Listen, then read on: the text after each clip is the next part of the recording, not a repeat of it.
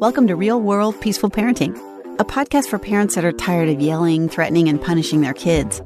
Join mom and master certified parent coach Lisa Smith as she gives you actionable, step-by-step strategies that'll help you transform your household from chaos to cooperation. Let's dive in. Welcome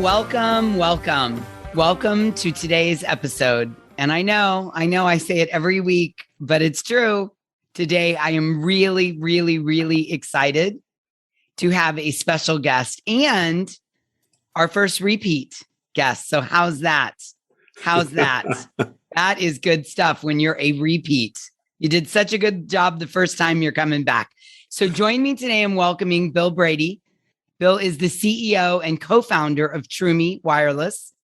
And I wanted to ask Bill back specifically this time of the year as we head into, quote, holiday season, wherever you are in the world, no matter what holiday you celebrate. Some of you are considering upgrading or getting your kids their first phone. And I have just fallen absolutely in love with Troomi and everything they offer, what they're about, the philosophy, the product, the software, and the fact that they're a safe phone that grows with your kids. So I thought it'd be a great time of the year to invite Bill to come back and have a conversation about phones and the Kid Smart OS system. So let me pause there and say, Bill, welcome. So excited to have you here. Hey, thank you. Thank you, Lisa. Great to be with you again. And this is my first time as a repeat guest. Well, so there you go. Thank you for having me back on. Excited to be here. Yes. Beautiful.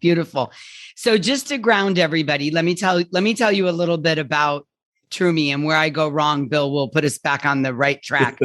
What I love about Troomi again is they say it's the safe phone that grows with your kids. I really do. I said this to Bill earlier.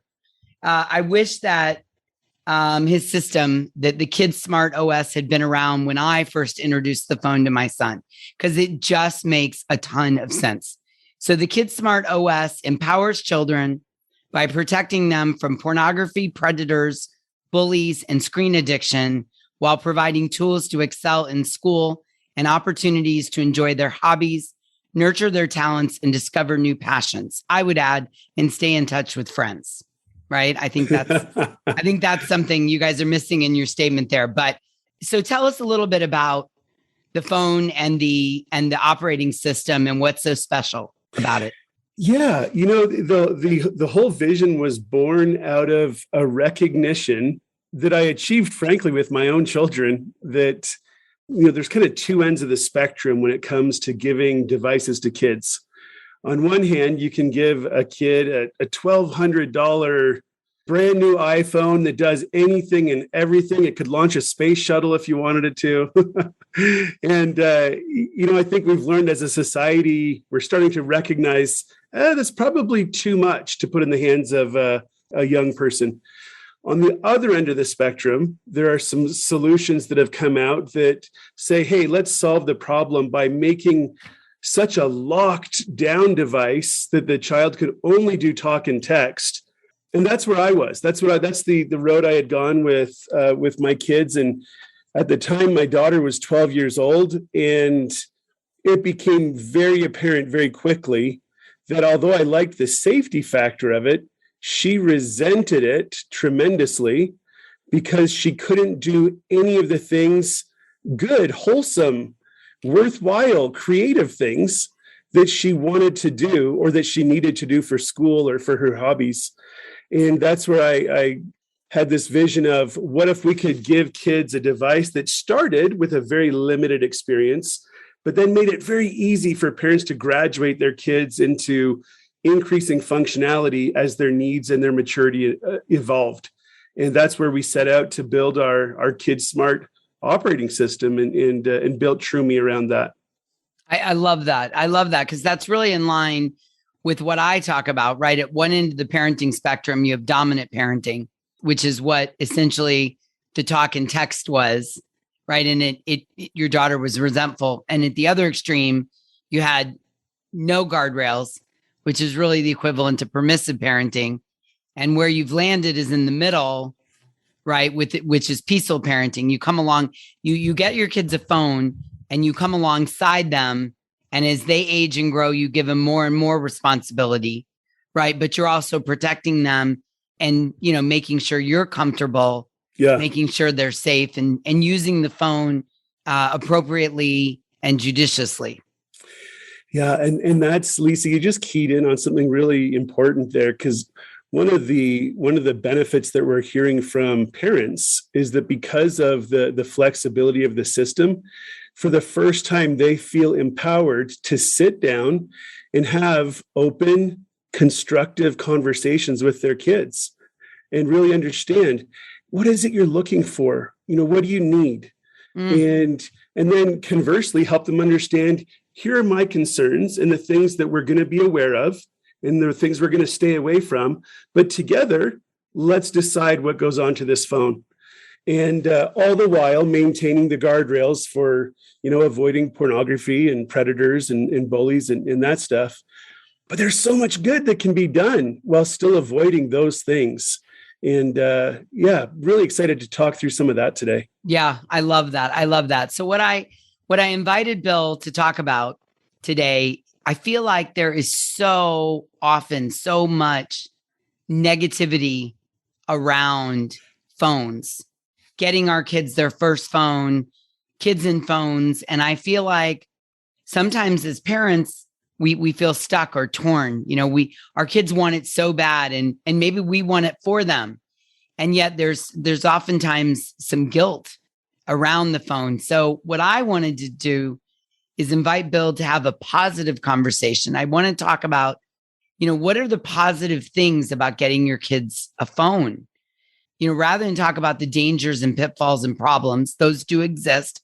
I'm acknowledging those, but there's a million articles out there about those. Let's talk about, some of the positive aspects of getting your kids a phone. So take us through a couple of those, Bill. Yeah, so I think the basic premise for me is that technology is going to be part of our kids' lives. If they want to leave home and get jobs, they're going to need to they're going to have to use technology. Yeah. And I would rather they learn how to use technology within the environment that I provide as a parent, where I can step them into the different phases, help them if they have a problem, and make sure that by the time they are 17 and 18 years old and leaving home, they are completely responsible, disciplined, have a healthy relationship with technology. So there's that practical aspect of it. Mm-hmm. We need to prepare them for the future. And that's good. That's exciting. That's part of helping our kids learn and grow and evolve and become healthy adults. The other side of that is for their personal growth and development. Yeah, it's easy. Like you said, it's so easy to talk about all the dangers online. Those exist, and we've got to be vigilant and cautious. But there's also so much good that's available through the internet. You think of the ability to connect with friends and family. I grew up in Eastern Canada, actually, and I've raised my family 2,000 miles away from my kids' grandparents, my parents, and their aunts and uncles in Canada. Well, were it not for technology, they wouldn't have much of a relationship. And so that's an obvious one, but just that connectivity. There's also an empowerment. Like when we think of kids, we really think of their unlimited potential. That's what drives us. We believe that every child has unlimited potential to learn, do, and become anything. Well, this day and age, technology can be a wonderful, wonderful tool. For example, we've got a daughter who is she's a history buff. She loves history. Well, recently she was able to take a guided tour of Jamestown that was led by someone who had been a Jamestown historian for 2 decades. And she got to go in all the different places and have this experience and felt like she was there. Mm-hmm. She wasn't, but she had all that benefit of visiting Jamestown. We couldn't do that when we were kids. Yeah. And that's something that technology has made available. And she was enriched, and her passion for history increased because of that. Using technology as a tool for school. I mean, that's another one that is, probably obvious, but gets trampled if you give your kids a device that's so locked down that they can only talk and text. Mm-hmm. And this has all been, obviously exacerbated by the COVID-19 pandemic. But kids have to have access to apps like Canvas or Google Classroom or Blackboard, where their teachers are providing the course outlines, and they're receiving and submitting assignments and checking their grades. And the age at which teachers are asking students to use those tools is becoming younger and younger and younger. So again, technology is not only helpful in the administration of one's studies, but to have tools to write your papers and do your math and everything else. That was something that was important to us. Let's make sure that those tools are available. Hobbies is another one. There are hobbies that my kids get tutorials from online, and we make sure they're coming from safe websites or with safe apps. But technology helps them refine their love of music or their performance of music. Or I have a daughter that's a phenomenal singer in getting into musical theater and that kind of thing. Phenomenal assets, resources available for her online. So, I mean, that's just kind of a high level, but yeah, in terms of being able to enrich a child's life, it's just, we've got to do it safely, but there's so much good that's out there. I agree. I'd like to follow up with a couple comments. So you mentioned the family aspect, and the same is true for us. We're sort of scattered all over the United States, and we have this great family chat that our whole extended family is in, and my son gets to be a part of it. At 17, and we know what's going on in everyday life, and I don't have to always communicate it to him because he's getting that information real time and participating. That Aunt Laura's doing this, or cousin Nick is doing that, or Owen won his soccer game. And so it really has created a family connection with all of us. And I probably would have that connection anyway, because I'm the adult and I would be ringing people on the regular, but my son gets to participate in it, which is really cool. Yeah. Fantastic. Yeah. Yeah. And I, like you, I have a son that is not a reader. He does not like to read. He's not great at it. He doesn't like it, but he loves consuming content on history. And so the phone has, just allowed my son to watch, so many documentaries, listen to podcasts, learn information, and really enjoy his hobby of history without torturing himself of reading. Well, he wouldn't have the knowledge because he wouldn't be reading the books because he doesn't love to read, but he still is able to grab that information and learn it. So I agree with you. I think it really opens doors. Yeah. He's a better person with a more enriched mind because of it. I agree. Yeah. And you know what else I was thinking while you were talking, Bill, is I also think when kids have access on a phone to instant information, Google that. When you wonder something like who won the 75 Super Bowl, or how many seasons did Michael Jordan play basketball, or what were the dates of the battle of, whatever. When kids can look that information up and have instant access to it, I think what it does is it cultivates a curiosity and it keeps it going. I imagine you and I are roughly the same age. And I imagine that we were not half as curious as our children are because we just didn't have access to the information. I don't know if you had this in your home. Growing up, we had a set of encyclopedias, and they took up 3 feet on a bookshelf, Yeah. And I can think of I don't know, half a dozen times that I used them for specific school assignments. It was never just hey, I'm going to grab one of those encyclopedias and just pour myself into it. Like, Yeah. And they were dated. So even if you wanted to, the odds of, most families bought one set of encyclopedias for the whole lifetime. And there were no, like, here's your new inserts. Right. So if you were the youngest of 4 or 5 kids and the encyclopedias were bought when your oldest brother was in 3rd grade, they're pretty dated. Yeah. I agree. Yeah. Yeah. And I think a set of encyclopedias back then was $1,000 or something. They weren't inexpensive. Yeah. Let's be honest. There were door-to-door salesmen that fed their families off the commission of encyclopedias. Yeah. I think that's how ours were purchased. Yeah, for sure. They catch you at a weak moment, and the mom is signing up for the dad for the whole set. I think you used to get the bookshelf for free if you bought the whole set, right?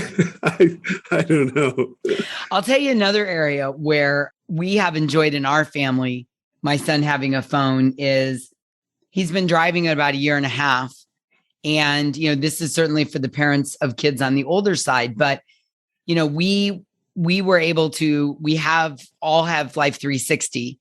So first of all, I'm able to feel assured that I know where he is. Yeah. But also my husband and I have been able to, monitor in a positive way his driving and set some rules and give him some feedback and, feel certain that he's doing what we're asking him to do. Follow the speed limit, not be on his phone. There's just a lot of information that comes our way as a parent as well that gives us more insight. I wonder if you can speak to this. Gives us more insight into our kids and helps us be better parents. Yeah, I think that happens in some very specific ways, like you just mentioned. But it's also, I think, in the big picture, it gives us just helping a kid learn how to take responsibility with something like a phone. It provides a pretty quick insight into their personality, and in general, their ability to discipline themselves or focus themselves or whatever it is. And I can see that in my kids, and that's why I love the way we built Troomi is you can custom fit that experience to each child's needs, maturity, and personality. Yeah. And I have some kids that have more access to more tools because they're naturally more disciplined and less likely to turn technology into an overused habit. Whereas I see, with some, very quickly I see a pattern that the phone reveals, but it's true in other areas of their lives too. And it's helped us to say, hey, with this particular child, here's some life skills that we need to focus on, that we need to help them generate. Yeah, I have the latter. And, in the years that he's had a phone, it's been a few now. And in the beginning, he needed a lot of help regulating himself. He needed a lot of help putting the phone away at night, having a certain time that the phone got put away. And I'm so glad that my husband and I had the opportunity to help him with that, because I can't imagine going off to college with a ton of freedom and what might have happened. But we've had this dry run with the phone. And now I observe, as my son's gotten older, we've eased up on the restrictions just naturally over time. And I see him picking up where we left off naturally, putting the phone away at night, not being on it in the middle of the night, being able to regulate himself, knowing when to put it away to study. I just see a lot of good habits that we've been able to work on together. And now he's sort of taking over and driving the bus on his own.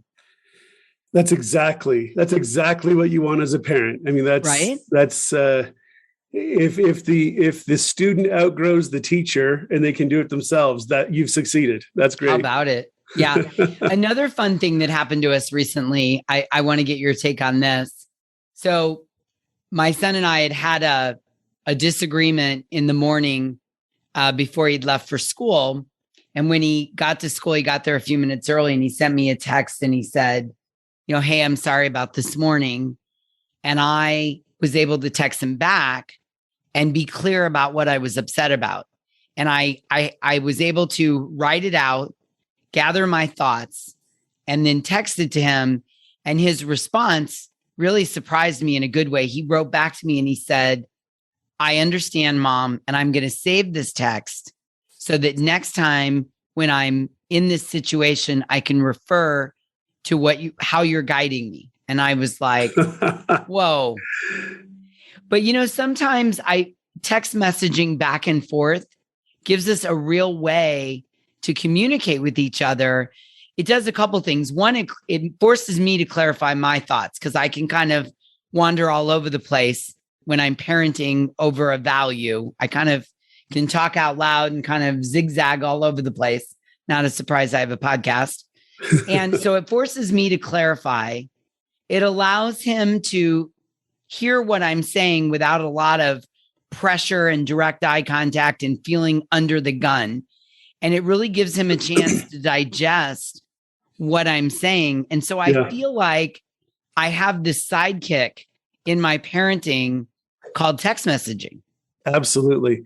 I love that little example. You'll look back on that years from now, and it won't, whatever your disagreement was before school, it won't have seemed like a big deal.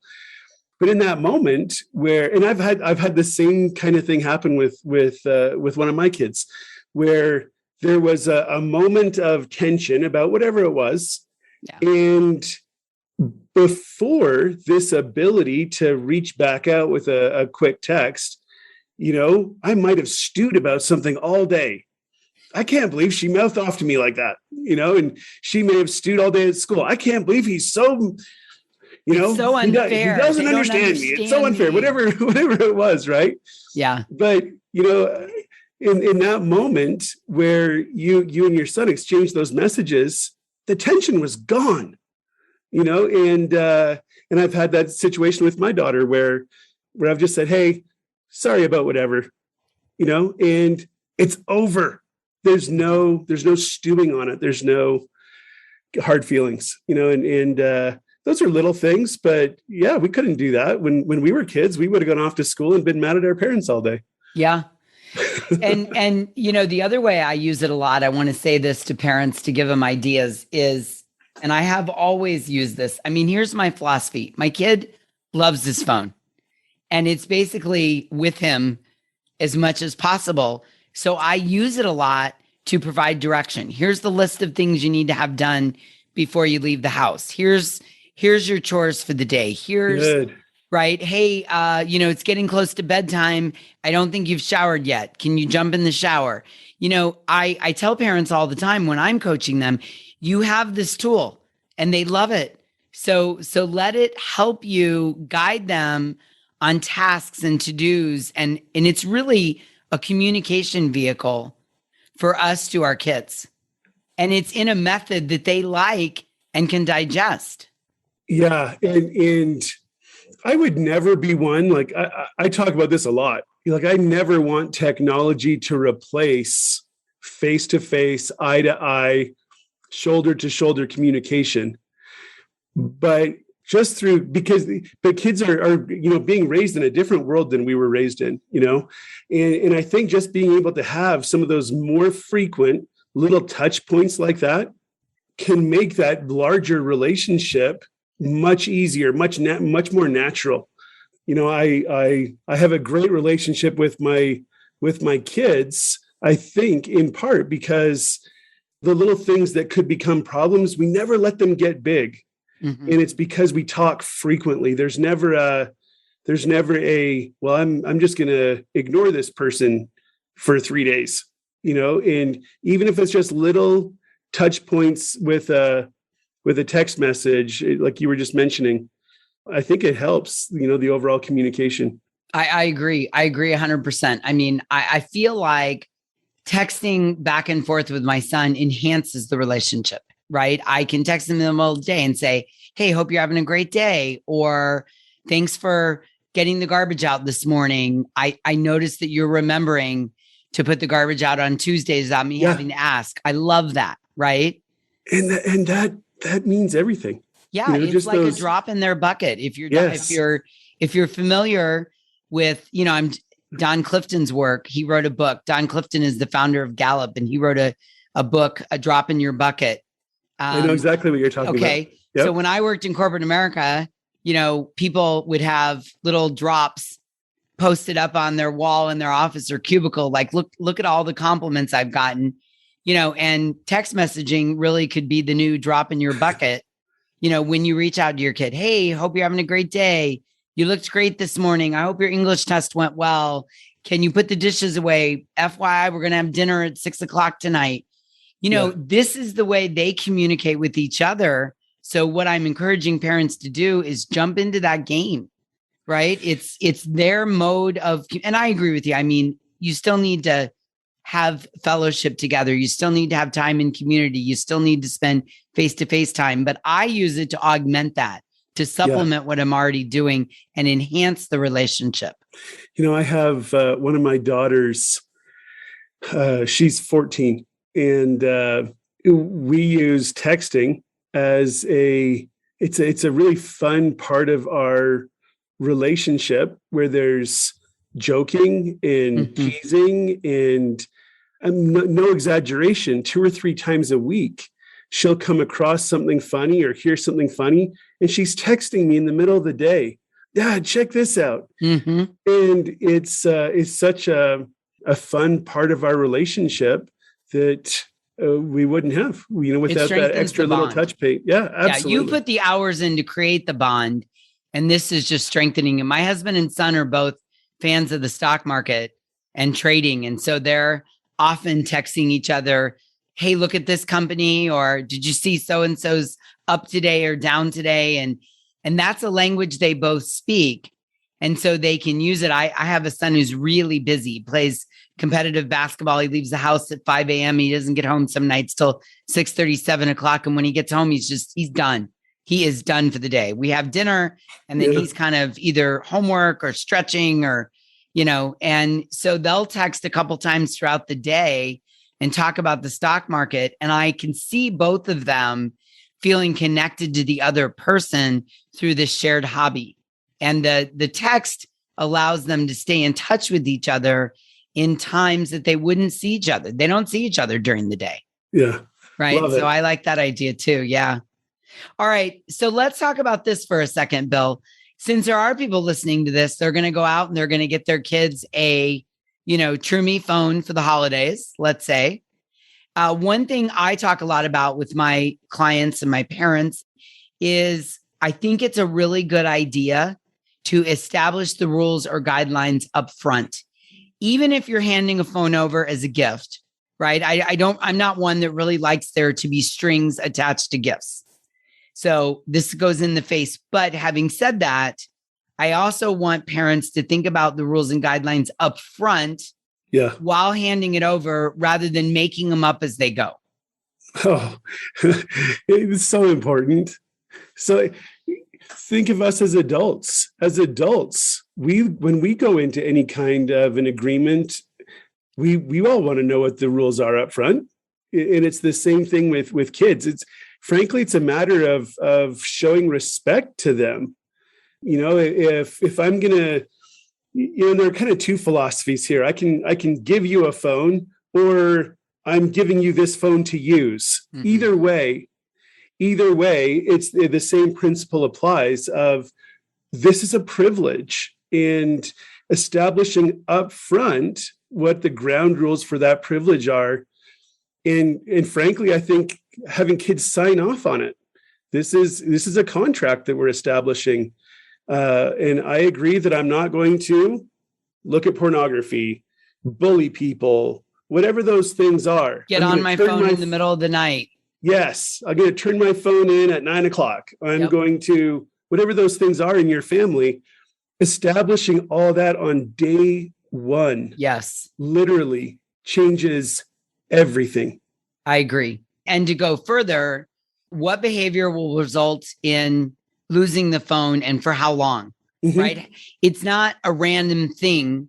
This is how I say this all the time. This is how adults treat each other. I know the rules. If I choose to get behind the wheel, with alcohol in my system, I know what's going to happen. I know what the rules are. I know them up front. The cop doesn't come to the car and go, oh, today I'm in a bad mood. I'm going to send you to prison for 100 years.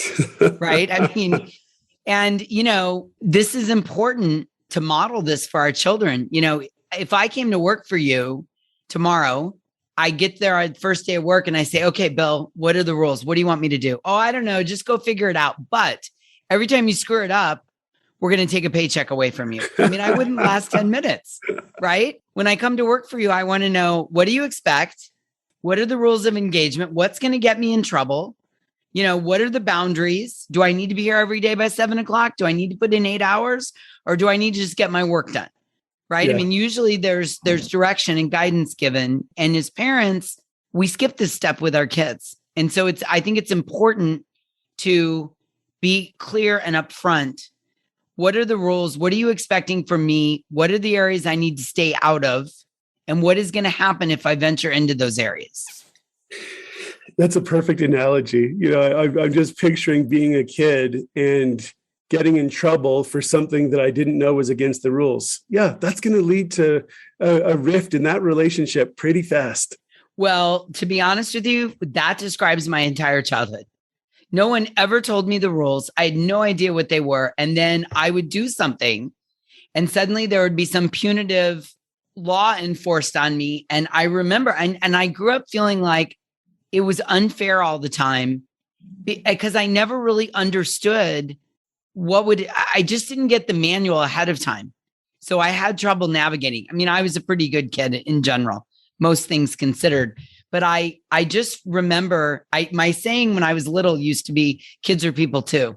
Seriously. I love it. I remember, one of the jokes in my family is, apparently I was sitting in the backyard one day and I said, who does she think she is? Kids are people too, And I have literally felt that way since then.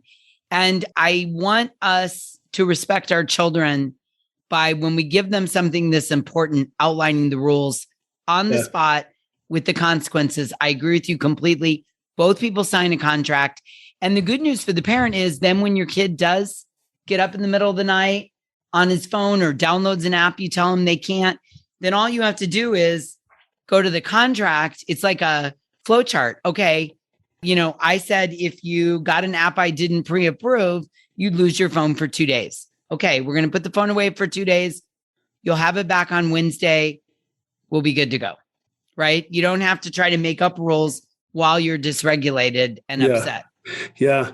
And I think the other thing that a lot of parents find is that when they have that respectful conversation and lay the ground rules out, most kids rise to the occasion.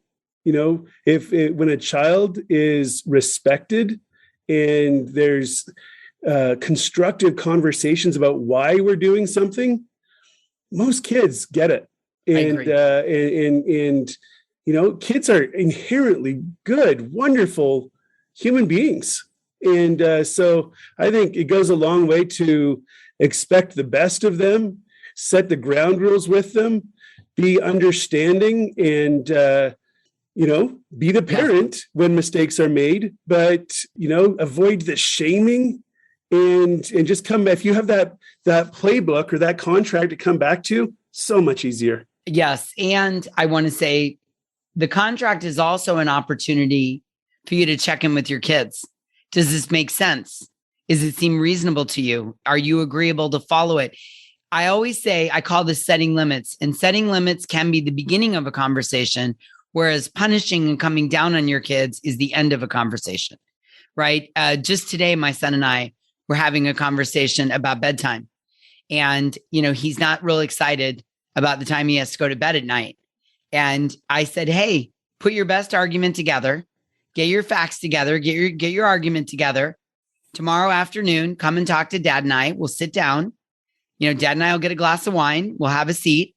We'll have a conversation about where are we at. It gives us a little bit of time to gather our thoughts. It gives my son time. And we do this in our family. We have these really, and chances are maybe it'll budge, maybe it won't, but it's this really nice, open conversation that's respectful. Yes. Yeah, that's great. That's wonderful. I may need your notes from that conversation. I've got a couple kids that are pushing bedtimes recently. So oh boy, the bedtime thing. It's like Honestly, I got to tell you, knock wood, in our house, it's like the last bastion. It's the last thing that we seem to struggle with is we really want our kid to get lots of rest. And he, is just waking. And I've done enough research. It's probably a whole different podcast, but they really are catching their second wind right at bedtime, but we're holding firm to our bedtime. That's good. Yeah, I'll pass the cliff notes over after the conversation. I need it. I've got one. I've got a couple that love to go to bed, and a couple that, where I want to say, you're 12 years old. It shouldn't take you 90 minutes to get ready for bed. To brush your teeth, because I know you're not even brushing them well. Well, good or bad, over the years, because we've had so many conversations with our son, he is incredibly persuasive. He stays calm. He gets his argument together.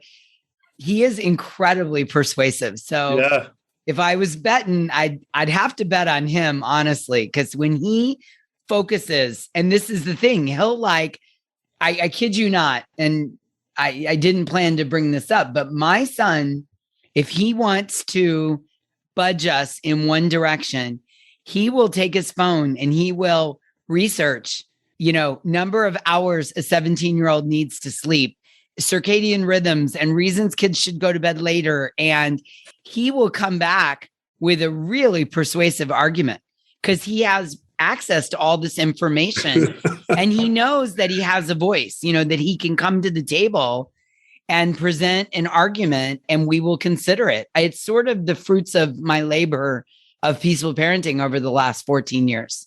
Yeah. I mean, that's exactly how you want someone heading out into the world on their own, to have those skills. That's fantastic. Yeah. All right. So Bill, thank you so much. This has been so great talking about the upside of phones.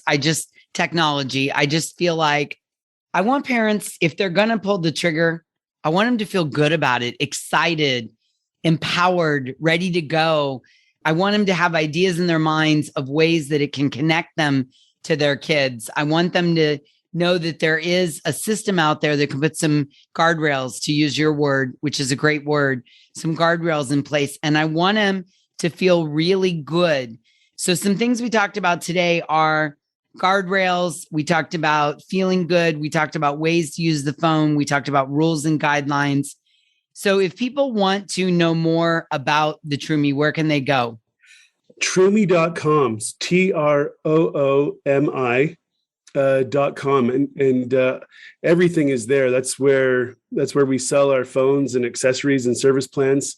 But we also have a lot of resources on there. These topics around parenting with technology, they're complex, and every family in America, don't ever feel like you're alone, because every family in America is dealing with these questions.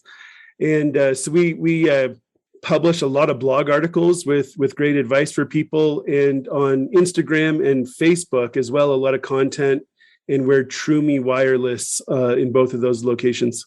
Yeah, I did. You guys have some great resources there. I have read quite a few of the blogs that you have there, and you have some great resources. So even if you already have a phone for your kids, go over and have a look at the content over at Troomi. I think it's worth spending, some time. And I cut and pasted this testimonial from your website.